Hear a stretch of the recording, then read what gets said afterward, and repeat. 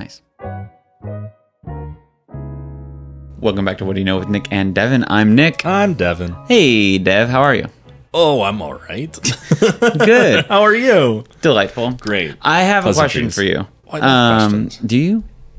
Sometimes, if I know the answer. Okay. I think you'll know this one. Sure. It's a little bit of like an introspection. Okay. Okay. You ready? Devin, when would you say you first knew that you were straight?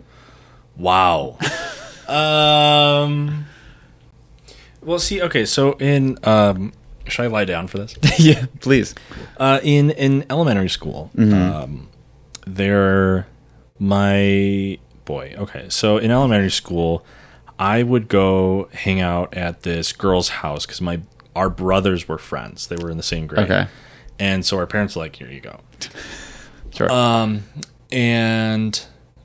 So like she had two older brothers and a younger sister, and like I would hang out and play with the girl that was my age, and like, you know, toys, coloring, whatever. Yeah.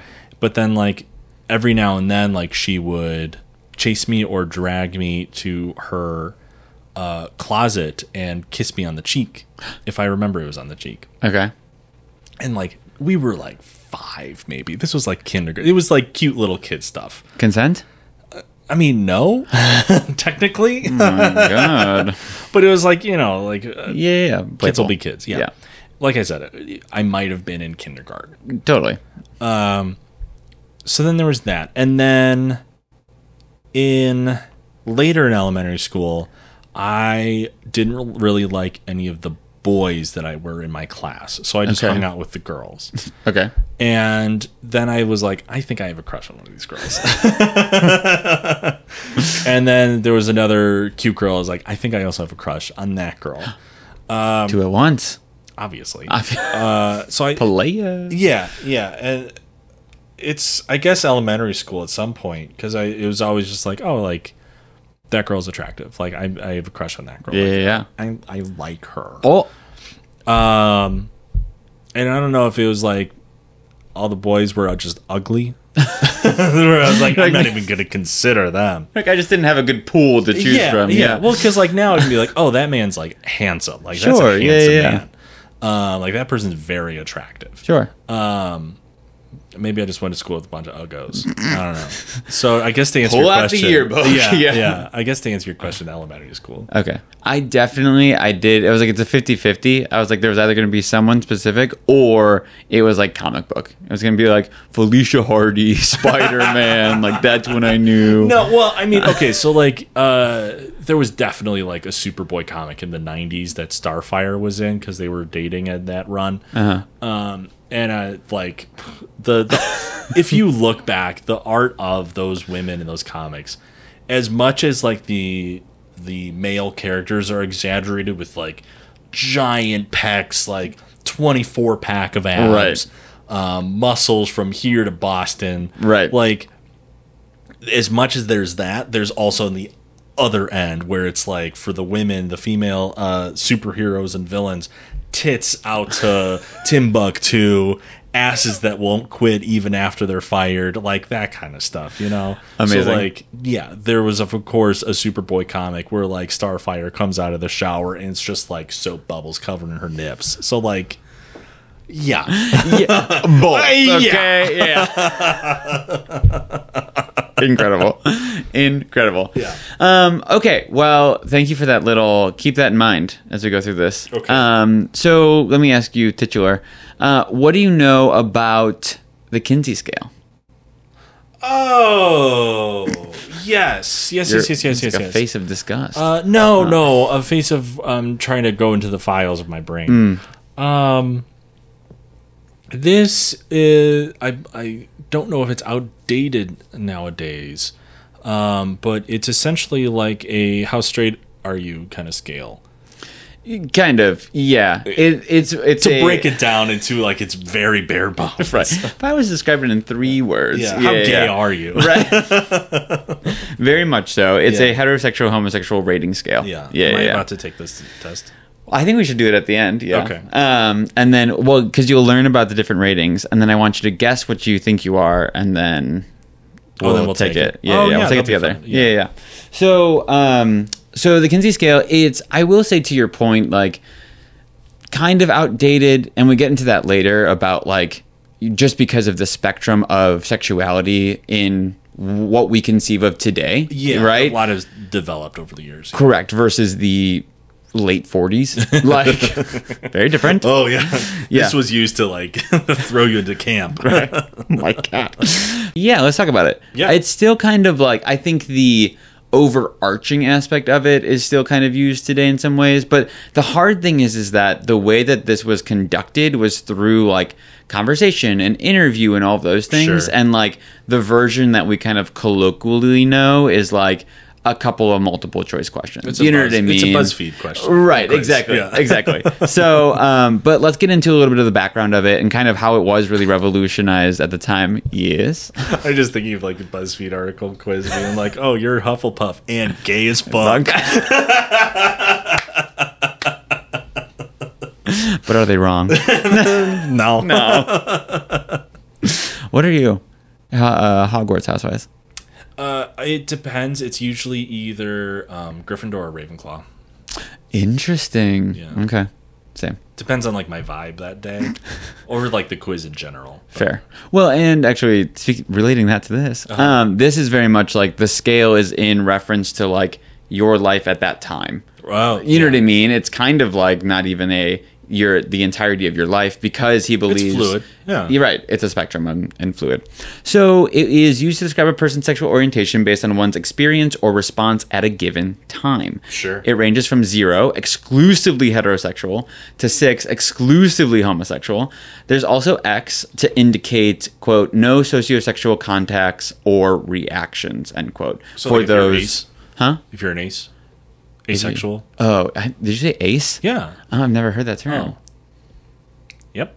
But yeah. That's what it is. Yeah, for those who may be asexual. Okay. Yeah. It's like, what the? Ace of base? I've never heard that used that way. Well, I'm an ally. Jesus Christ.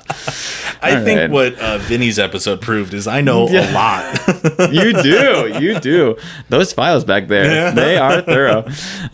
So the initial reports after first use were published in 1948 in Sexual Behavior in the Human Male by Alfred Kinsey, Wardell, Pomeroy, and others. Okay. So they kind of like jointly did it, but obviously Kinsey is kind of the main person to head it. So that was published in 1948, The Sexual Behavior of the Human Male, and then a complementary work was published in 1953, The Sexual Behavior of the Human Female.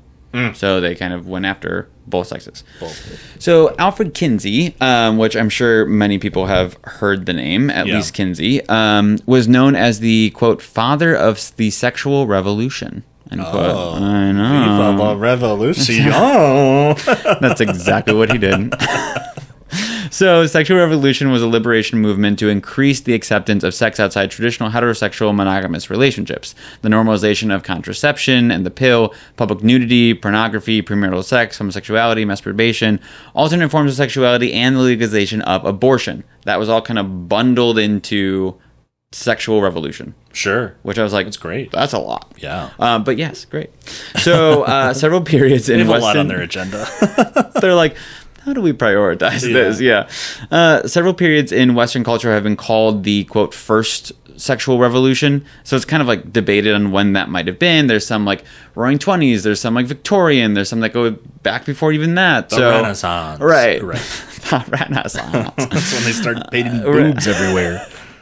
David's dick's hanging out. Oh, David. But I think we colloquially consider the 60s the big start for modern times. Sure. Right? That makes sense. Right. And so indicators of non-traditional sexual behavior like gonorrhea, births out of wedlock, and teenage births began to rise dramatically in the mid to late 1950s. Okay. So, and especially during a time of very traditional values, right? Yeah. So it was kind of running rampant, if you will. And you had Reefer Madness going on. Reefer Madness! And then some beach surf rock comes in. Yeah, 100%. Thank you. You're welcome. So, bringing at the time a discussion that shifts in attitudes towards women's sexuality, homosexuality, premarital sexuality, and freedom of sexual expression. So, it kind of like really launched the discussion, at least, right? And shift some societal attitudes. Yeah, love it. Right. And so the term sexual revolution first appeared in 1929 in the book Is Sex Necessary? Or Why Do You Feel the Way You Do? By James Thurber and E.B. White. What a title. Right? I love it. And has a chapter titled The Sexual Revolution Being a Rather Complete Survey of the Entire Sexual Scene. Oh. I was like, we really just didn't know how to be concise back things, then. yeah. Jesus Christ. So Kinsey was an American sexologist, biologist, and professor of entomology and zoology. The Kinsey reports and scale, as well as other research, was foundational to the field of sexology, which feels very like, I'm a professor of sex. It feels like the beginning of a porn movie. Like, I'm a professor of sexology. You know what I mean? Yeah. That's exactly what that is. I think that's been used before. Oh, 100%. I can actually pull up a video right 100 now. videos in a second. Right. So founded the Institute for Sex Research at Indiana University, but is now known as the Kinsey Institute for Research in Sex, Gender, and Reproduction. Still in Indiana? Still in Indiana. That's surprising. It's IU, baby. Bloomington. Little speck of blue. Yeah. So he designed the scale in order to demonstrate that sexuality does not fit into two strict categories of homosexual and heterosexual, but rather that sexuality is fluid and subject to change over time. Good for him. Exactly. I want to know what his rating was. Yeah. Yeah. Get him out here. Come on in. He comes through as a spectral figure.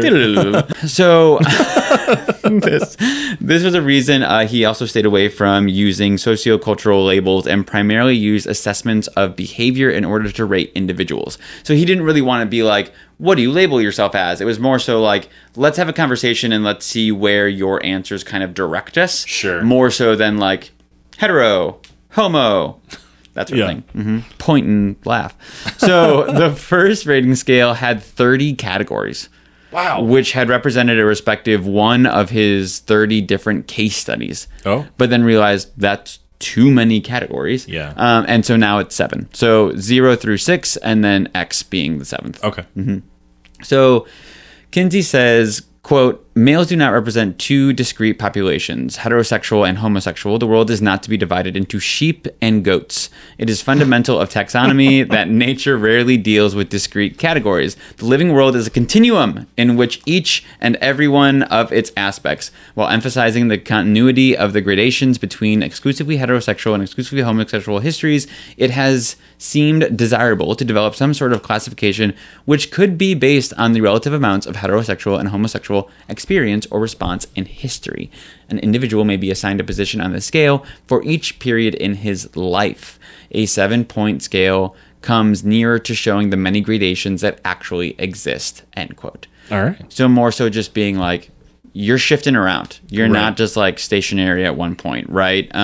Which your body's an ocean. It's shifting. It's motion.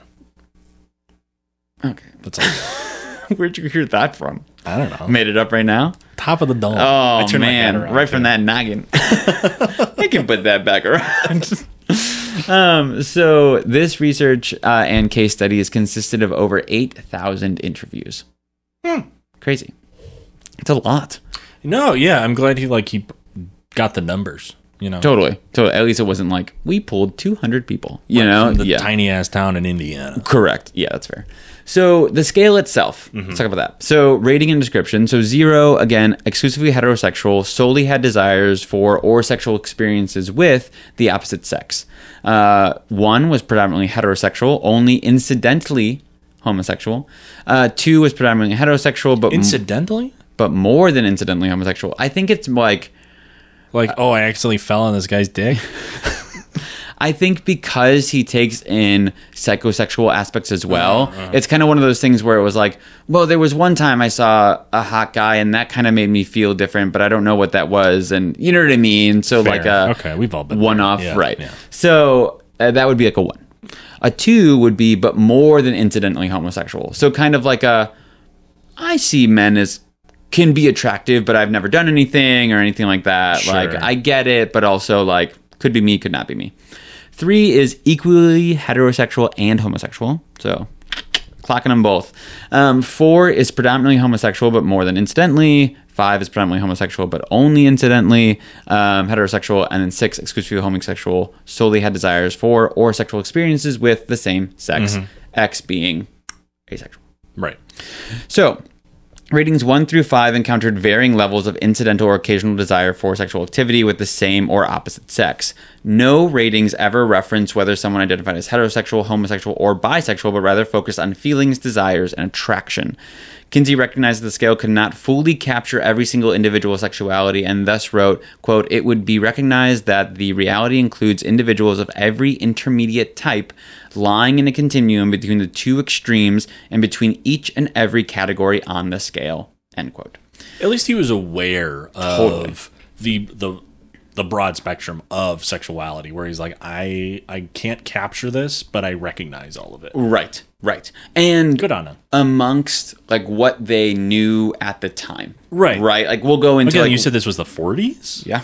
That's crazy. The first published work was 48. Yeah. So right after the war. Yeah. The war. The war.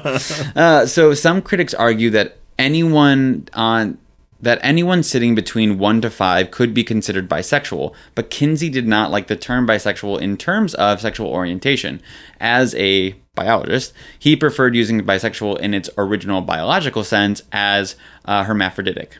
Oh. Yes. So he was like, I don't think that applies here. Yeah. And they were like, well, it does. So, quote, "Until it was demonstrated that taste in a sexual relation is dependent upon the individual containing within its anatomy both male and female structures or male and female physiological capacities, it is unfortunate to call such individuals bisexual." So I don't think it was like him being like, people can't, equally be attracted to or have feelings for both sexes. It's more so he doesn't like the term because it was already a term biologically. Fair. So he's like, think of something else. You know what I mean? But people didn't like that. So critics clapped back and said that the idea of bisexuality as a form of sexual orientation intermediate between homosexuality and heterosexuality is implicit in the Kinsey scale and thus should just be stated as such. So, I mean, Kinsey obviously kind of lost that like term battle, but I get where he's coming. From, right? So, but I don't think the issue is that no one's thinking of bisexuality, even at the time, in terms of like hermaphroditic, like biological, scientific sense, right? So, there's also been a critique of X as used to describe those with a lack of sexual attraction and behavior, because in modern understanding of asexuality, there may still be sexual behavior, not sexual attraction. So as an asexual, I might still engage in sexual acts and such, but I just might not like understand sexual or have sexual attraction. Right. So that's kind of the scale, some descriptions and kind of terms and things of that nature. Sure. So now we're going to look at the findings. Yeah. What did he find? The reports published in Kinsey's 2 works discuss the sexual attractions, behaviors, and developments of human males and females. The data comes from the participants' quote psychosexual responses and or overt experiences end quote in relation to sexual attraction and activity within some of the opposite sexes. Psychosexual responses were prominent, especially to allow someone with less sexual experience to rank evenly with someone with greater sexual experience. Okay. So appreciate that. Yeah.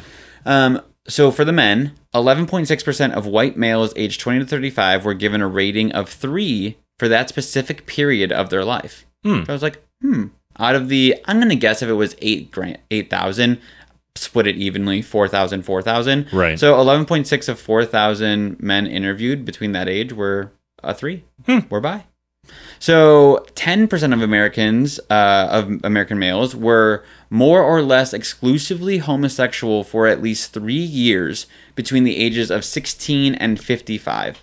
So anywhere between the range of 5 and 6. But I was like, that's such a wide age gap. Right. Yeah. I get stating it though to kind of show like there are people that have shifted and have had times where they've felt homosexual of nature or whatever. Right. But I was like, that's someone's whole life. Right. Especially like nowadays when your advertisement age brackets are like 18 to 21, like 21, 22 to like 26, like right, like to really narrow. Yeah. This was so broad. Yeah.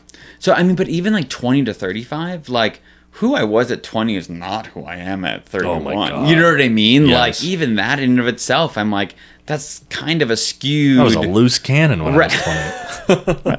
I was everywhere. Yeah. So that's just a little bit of men. Women, 7% of single females aged 20 to 35 and 4% of previously married females of the same age range were given a rating of 3 for that specific period of their lives. Yeah. So I was like, okay, so less than males. Yeah. 2 to 6% aged 20 to 35 were given a rating of 5, and 1 to 3% of unmarried females aged 20 to 35 were rated as a 6. So obviously smaller on kind of the homosexuality scale. Right. The results published in Sexual Behavior in the Human Female, because then they had the ability to compare male versus female in that, concluded that a higher number of men lean towards homosexuality than recorded for women. Interesting. The result here is contrary to reports that women have more homosexual leanings than men, but Kinsey says that those such reports are, quote, wishful thinking on the part of such heterosexual males, end quote. Yeah. Fucking incels. Yeah, that's exactly what he's doing. So that is that was like just some of the results, which was interesting. But again, like, and that's kind of some of the critiques, right? Where, I mean, we have to take it for its time period of 1948. Like, they're just like wide ranges. They're just trying to have a conversation with people that also is like brand new for people to be talking about their sexual lives. Like, right. Kind of, you know, different. And so I get that they kind of grabbed what they could, but I think we could probably obviously do a much better job today, right? So the impact. So, of course, we know that Kinsey was credited as one of the first attempts to, quote, acknowledge the diversity and fluidity of human sexual behavior by illustrating that, quote, sexuality, excuse me, Jesus, God, that, quote, sexuality does not fall neatly into the dichotomous categories of exclusively heterosexual or exclusively homosexual, end quote. At the time, most studies regarding homosexuality were conducted by medical professionals who were sought out by individuals that wanted to change their sexual orientation. Oh. So that already is kind of fully skewed. Yeah. You know what I mean? Because not only is it someone not wishing to be, or kind of not wishing to be who they are, right? Or like, not everyone's doing that. You know what I mean? Yeah. So the Kinsey scale and its reports had a huge impact on society's modern conception of sexuality, right? Of course, while it was groundbreaking and foundational to measure sexual orientation, many today see that the Kinsey scale as unable to capture all aspects of sexual identity. This including things such as biological sex and gender identity. And in 1980, Michael Storms proposed a scale that existed on a chart of an X and Y axis to make an account, to take into account asexuality and the simultaneous expression of heteroeroticism and homoeroticism. Because I think there's like a point there where he's like, okay, asexuality can have fluidity in it within and of itself, right?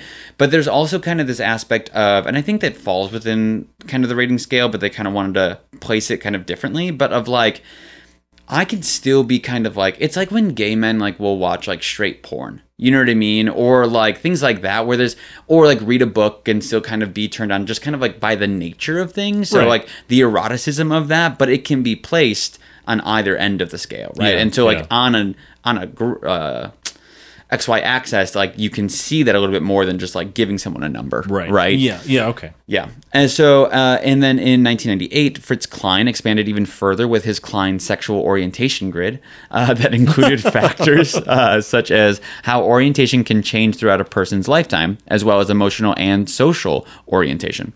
So Kinsey, Storms, and Klein are only Kinsey, Storms, and Klein are only 3 of over more than 200 scales to measure and describe sexual orientation.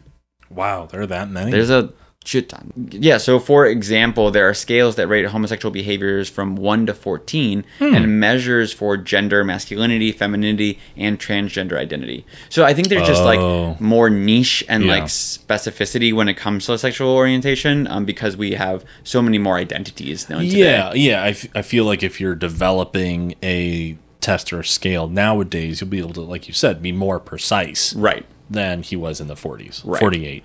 So yeah, I think that like some of those 200, right, are probably, some are redundant. Some can probably be consolidated. Like you almost get like too niche to where it's like, what is this helping sort of thing. You're getting like too much data. Correct. But it is kind of, I think the bigger picture of that is like that we're at a time where we're comfortable expanding our scope of not only like identity and sexuality, but also the ability to study that and be open about that, right? Sure. So in 2014, a study published aimed itself at exploring, quote, sexual minority individuals' qualitative responses regarding the ways in which the Kinsey scale captures or fails to capture their sexuality, end quote. So participants completed the Kinsey scale and then were asked, in what ways did the scale capture or fail to capture your sexuality? Pretty straightforward. Yeah, it's good feedback. Right. Participants identifying outside and traditional sexual orientation labels such as pansexual, queer, fluid, and asexual, as well as participants who identify as transgender, were recruited to take the online questionnaire. Okay. So 285 non-heterosexual individuals participated. Approximately 1/3 of participants self-identified as primarily as monosexual. Okay. So like one label, yeah. And that was 31.5%. Okay. 65.8% identified as a non-monosexual. 2.8% identified as asexual. Monosexual participants represented those who self-identified as lesbian or gay or homosexual. Just done. Non-homosexual participants included bisexual, pansexual, queer, and fluid. Okay. A small minority of participants identified as other. That was 3.8%. And then X was intended to describe asexuality or individuals who identified as non-sexual. Right. So studies kind of continue. There was a 2017 study as well that kind of went into the Kinsey scale some more. So I think there's like more that people are trying to bring out of the Kinsey scale. Sure. And I think obviously that's why we see more methods and measures and all of that. But I think we understand, I think we just need to, in my opinion, I think we just need to kind of like move away from the Kinsey scale. Yeah. Like I think it was fantastic at the time for what it was. And I think now we understand things in a very different and better light. For sure. And so like utilize it as a reference point and utilize it as like a foundational tool to like build your own. But I just don't feel like we need to like always keep going back to it. Like I think we can kind of confidently be like, hey, great at the time, doesn't really apply anymore. Right. But, you know, we have some new stuff that we'll use. Yeah, no, it was, like you've been saying, it was a great start, very forward for the time, like very forward thinking for the time. Right. But we've moved on. Right. Right. So like, and I get it, like, yes, like look at the Kinsey scale and see like how many like other sexualities you might have been able to kind of like pull out of it even at the time. Sure. Like I see some of these questions, but I'm like, yeah, you didn't have to like take like responses and if people felt the Kinsey scale like represented them. Like I think we know at this point that like people aren't gonna respond. You know what I mean? Right, like come on. So that's the Kinsey scale. So again, like revolutionary at the time. Now we've been able to build on it, and there's so many more identities and sexualities that we have today that people are able to identify with more so. And I think it's great, and we'll continue to study kind of what that looks like. Yeah. You know? So yes, let's take the Kinsey scale. Cool. Yeah. You can hear the rain in the background. Ooh, it's moody. Okay, so Do I need my own laptop for this? I think I can just turn mine to you, and you can use mine if you want. Sure. I don't want that on my search history. Yeah. I think I know where you're going to be. 7 questions. You can take it. But before we do, what do you think your rating will be on the Kinsey scale? I feel like it's going to be a 1 or a 2. Okay. Probably. All right. Here you are, sir. Depending on like what the questions are? Yeah. Yeah. Oh, there we go. 1. So the results are in. We're a 1. Nice. I kind of figured because I mean, like, I don't know. It's some of these questions were interesting. So this was off of, where did you say, IDR Labs? Yeah. Individual Differences Research. Some of the questions were kind of interesting because I feel I could see how you mentioned it was initially like a conversation. Yeah. Because I feel like I needed to talk about some of these questions. Right. where it's like, well, it's not like one of the questions is like, oh, would like having sex with someone of the same sex as you or the opposite sex of you be like interesting, desirable, disgusting, negative, like kind of stuff. I was like, well, like it's not disgusting, right. It's not negative, like it's right. it's like it's kind of like in between like the negative and tolerable, like it's, right. Where's that other right? It's almost like a non like doesn't happen sort of, you know what I mean? Yeah, like yeah. And like I don't know, it's an interesting quiz. Do you think that one represents you? I guess. Yeah. Yeah, I guess. Yeah. Nice. Enough. I feel yeah. In a 7-question questionnaire, yeah, the one will represent the general. Yeah. I tried to find like a more in-depth one, and I was going to say, okay, take it, and then we'll do the episode. But there's not, again, because there's not really any sort of like, it is more of that kind of conversation and like assessment that way. Yeah. There was nothing online that was like super extensive. Did you take this test? No. Where'd you wind up? Oh, you don't know. I didn't take it. You should take this test. Okay.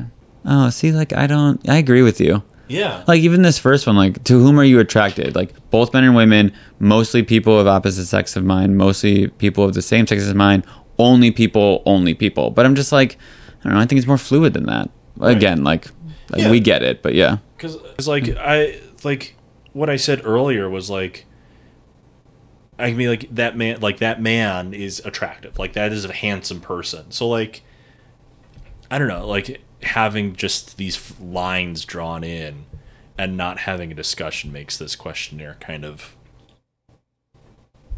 not accurate. Yeah. 4.